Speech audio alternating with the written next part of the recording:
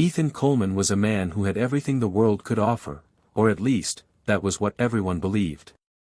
A self-made billionaire, he owned luxury hotels across continents, drove cars most people only saw in magazines, and lived in a sprawling mansion surrounded by tall iron gates that kept the noise of the city far away. To the outside world, he was untouchable, powerful, respected, and envied. But behind those guarded walls, Ethan carried a wound that no wealth, no influence, could ever heal. His daughter, Lily, the only family he had left after his wife passed away, had been left paralyzed from the waist down after a car accident 2 years earlier.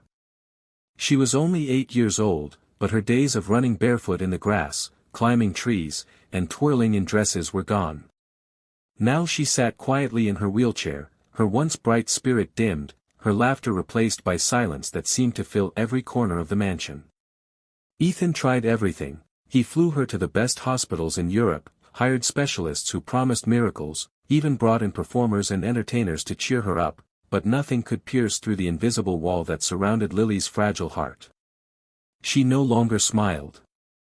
She no longer reached for him the way she used to.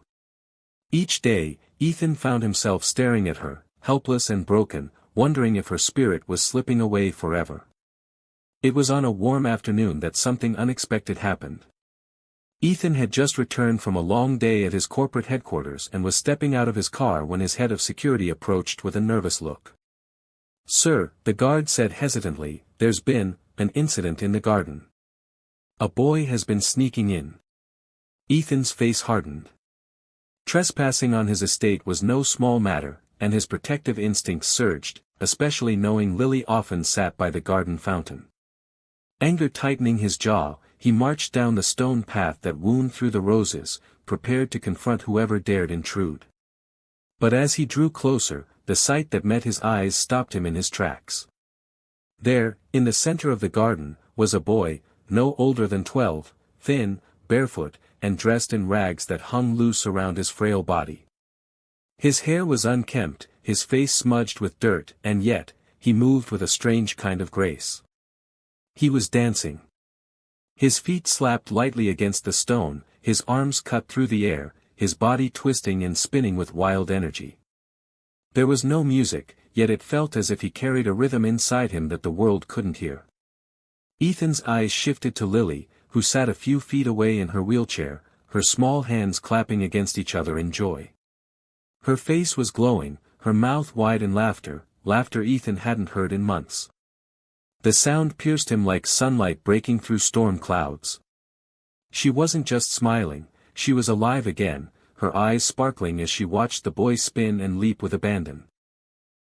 Ethan froze, torn between astonishment and confusion. How could this ragged child do what doctors, therapists, and specialists could not? How could a homeless boy stir joy back into Lily's heart when money had failed at every turn? But as he stepped forward, the boy noticed him. In an instant, the dance stopped. The light in his eyes dimmed, replaced by panic. He froze, breathing heavily, his bare feet pressed against the stone as if ready to bolt at any second. Ethan saw it, the fear of authority, the fear of punishment, the fear of someone who had lived too long on the edge of survival. Lily turned her head, her smile faltering as she looked from the boy to her father. "Daddy," she whispered urgently, "please, don't be mad. He's my friend." Ethan's throat tightened. He wanted to demand answers, to order the boy out, but he couldn't ignore the sight of Lily's glowing face.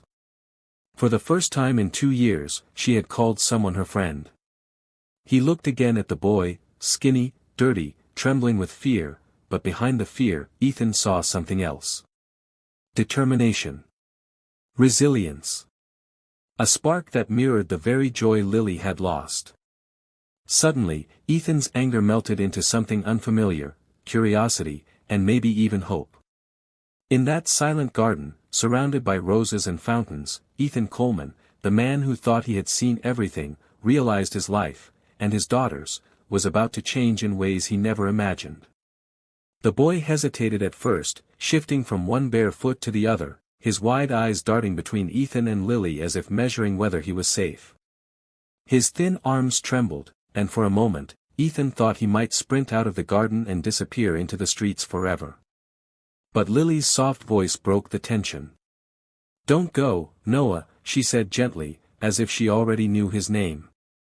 Ethan frowned, surprised, and asked, "Noah?"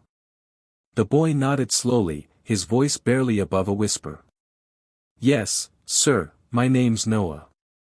The sound of his name seemed to give him courage, though his voice carried the weariness of someone far older than his years. Ethan gestured toward the house, reluctant but curious. "Come inside. You can't keep sneaking into my garden." Noah hesitated, glancing at Lily for reassurance. When she nodded, smiling, he finally followed them into the warmth of the mansion, though his dirty clothes and bare feet looked painfully out of place against the polished marble floors. In the kitchen, one of the maids placed a plate of food before him, simple sandwiches and a glass of milk. Noah stared at it in disbelief, his hands hovering as though afraid it might vanish. Then, almost desperately, he began to eat, swallowing in hurried bites. Ethan watched, conflicted. He had seen poverty before, written checks to charities, even funded shelters, but watching a child eat as if it were his first meal in days made something stir deep inside him. Lily leaned forward in her wheelchair, her eyes fixed on Noah. "Why were you dancing in the garden?" she asked innocently. Noah paused, wiping his mouth with the back of his hand. I dance because it helps me forget," he admitted. His eyes grew distant, shadows of pain crossing his young face. "My mom, she used to say I was born with music in my bones. She died last winter. My dad left long before that. Since then, I've just been on my own. Sometimes I dance in the streets, and people give me coins. It's how I eat. It's how I stay alive. And, when I dance, it feels like she's still here, cheering for me." His voice cracked at the last words, and he quickly lowered his gaze. Ethan felt a knot tighten in his chest. He was no stranger to grief, he had lost his wife in the very accident that paralyzed Lily. But hearing a child speak so openly about loneliness, abandonment, and hunger was almost unbearable. Lily, however, reached out and touched Noah's hand gently. "When you dance, I forget my chair," she said softly. "I feel like I'm flying with you." Noah looked at her, startled, and for the first time, a small, shy smile broke across his face. Over the following days, Noah returned, this time with Ethan's reluctant permission. The mansion staff disapproved, whispering that the boy didn't belong in their world. But Ethan couldn't deny what he was witnessing. Lily was changing. The quiet, withdrawn child who rarely spoke was suddenly animated. She asked Noah to show her simple hand movements to match his dancing, and soon their afternoons were filled with laughter and clapping. Sometimes she would try to mimic his rhythm by tapping her fingers on her wheelchair's armrest, creating little beats while he spun and leapt around her. Ethan often stood at the study window, silently observing, his heart both heavy and light. Heavy with the reminder that money had failed to heal his daughter, but light with the realization that perhaps healing came from the most unexpected places. One evening, after a particularly energetic dance session in the garden, Ethan called Noah aside. "Why do you keep coming back here?" he asked, his tone sharper than he intended. Noah lowered his eyes but answered honestly. "Because she laughs when I dance. And I don't want her to stop laughing. People look at me on the streets and see nothing. But when she looks at me, she sees something." His words lingered long after Noah left for the night. Ethan sat in his office later, staring at the flicker of the fireplace, realizing something deeply unsettling. This boy with nothing, no home, no family, no future, was giving his daughter something Ethan's billions could not. He was giving her back her will to live. And though Ethan still didn't understand how, he knew one thing with certainty: Noah was no ordinary boy. He carried a secret, not just in his story of survival, but in the gift he gave through his dance. And whether Ethan liked it or not, that secret was already changing Lily's life, and perhaps his own. As the days turned into weeks, Noah became a regular presence at the Coleman estate. At first, Ethan insisted on keeping a watchful distance, convincing himself that this arrangement was temporary, nothing more than a harmless distraction for Lily. But it became harder to deny that Lily was changing in ways Ethan had only dreamed of. She smiled more often, her laughter carried through the halls again, and she even began asking questions about the outside world, what the city smelled like at night, what the street musicians played, what the stars looked like when you had no roof above you. For Ethan, these questions were both heartwarming and terrifying. It was undeniable, Lily's fragile soul had been touched by Noah's presence, but that same presence was beginning to stir whispers among those around them. The staff whispered in corners, worried about a homeless boy running wild in the mansion, and Ethan's business associates raised eyebrows when word got out. One evening at dinner, his closest partner leaned across the table and said bluntly, "Ethan, I understand your grief, but this boy doesn't belong in your world. Do you know what people are saying? A billionaire allowing a street urchin to mix with his daughter? It's reckless." The words cut deep, though Ethan tried to brush them off. Still, in the quiet of the night, he found himself pacing his study, torn between the world's judgment and his daughter's happiness. The breaking point came when Lily overheard two maids in the hallway whispering cruelly. "That boy is trouble," one said. "What if he steals something? What if he brings shame to the family?" Lily froze in her wheelchair, her small hands tightening into fists. Later that evening, she wheeled herself into Ethan's office, her eyes brimming with tears. "Daddy," she said, her voice trembling, "don't let them take Noah away. Please. He makes me feel alive again. When he dances, I forget that I'm broken. I feel like, maybe I can be whole." Her words shattered Ethan's defenses. He knelt beside her, holding her hand tightly, and realized with painful clarity that the joy he had seen return to her eyes was fragile, and if he took Noah away, that light might vanish forever. That very night, as if fate itself was listening, Noah revealed something that would change everything. They were sitting in the garden, Lily clapping softly as Noah finished another improvised dance. When Ethan approached, Noah stood nervously, then blurted out, "Sir, I need to tell you something. There's a doctor in the city hospital. I've heard people talk about him while I danced outside. They said he helped a little girl walk again with a new kind of therapy. I don't know if it's true, but maybe Lily could try." His voice carried both urgency and hope. Ethan stared at him, stunned. Here was a child, homeless and penniless, presenting a possibility that none of his high-paid specialists had mentioned. For a moment, pride threatened to dismiss the idea. How could a boy from the streets know more than the world-renowned experts Ethan had hired? But then he saw the sincerity in Noah's eyes, and more importantly, he saw the spark of hope it ignited in Lily's. The very next day, Ethan called his assistant and arranged a meeting with the doctor Noah had mentioned. Skepticism weighed heavily on him, but desperation gave him courage. Within a week, Lily was evaluated and enrolled in an intensive therapy program. The sessions were grueling. There were tears, moments of frustration, and days when Lily wanted to give up. Yet through it all, Noah was there, cheering her on, reminding her to keep fighting. "You're stronger than the chair," he whispered one day when she struggled to lift her legs. Slowly, miraculously, progress came. One afternoon, as the therapist encouraged her to focus, Lily's toes twitched. It was small, almost imperceptible, but when Ethan saw it, he felt tears sting his eyes. For the first time in 2 years, his daughter had moved her legs. That evening, Ethan sat alone in the dimly lit study, a glass of untouched whiskey in his hand. His mind replayed the moment over and over, Lily's joy, Noah's triumphant grin, the therapist's astonished smile. And all he could think was this: a boy who had nothing, who slept on cold streets and danced for coins, had brought him to this moment. Noah had given his daughter hope, something no doctor or fortune could ever buy.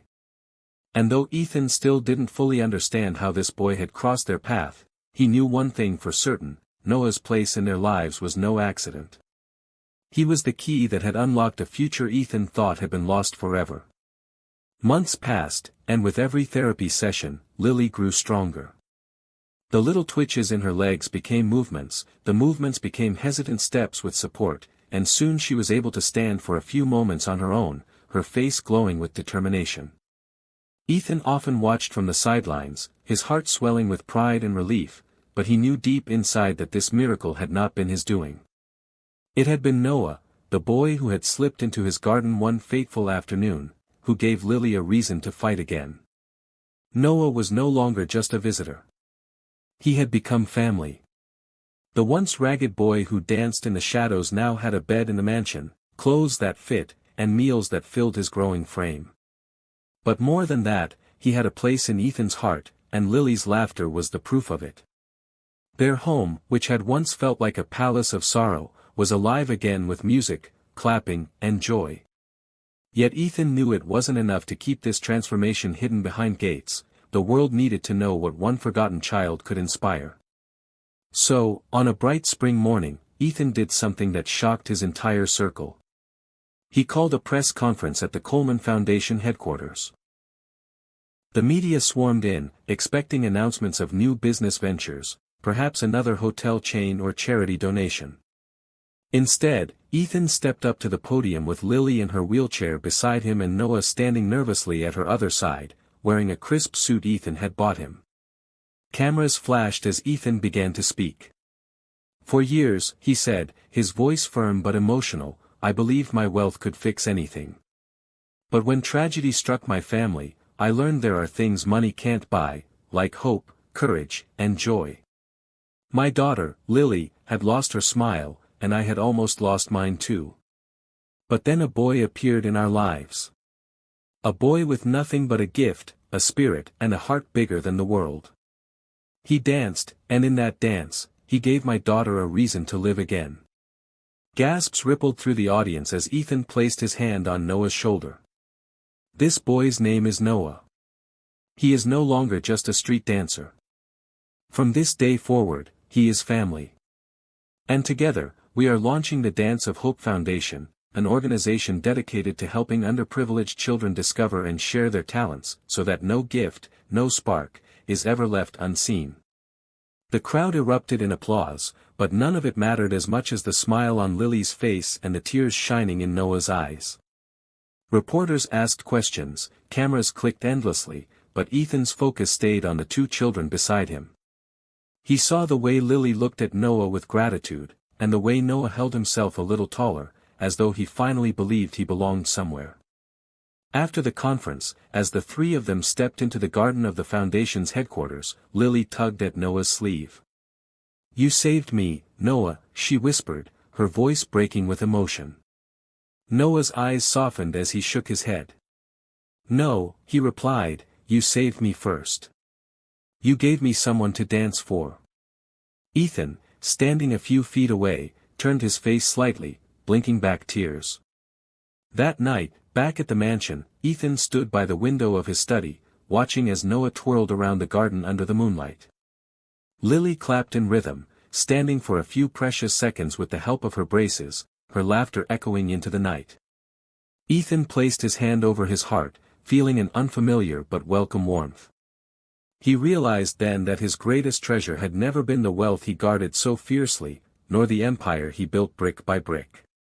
It was this: family, laughter, love, and the miracle of finding light in the most unexpected places. A homeless boy's dance had not only saved his daughter but had also healed a broken part of himself he didn't know still ached. For the first time in years, Ethan allowed himself to smile without restraint, his heart whispering the truth he now believed with all his soul: sometimes, the greatest miracles come not from what we buy, but from the people we choose to hold on to. And with Noah and Lily in his life, Ethan knew their story was only just beginning.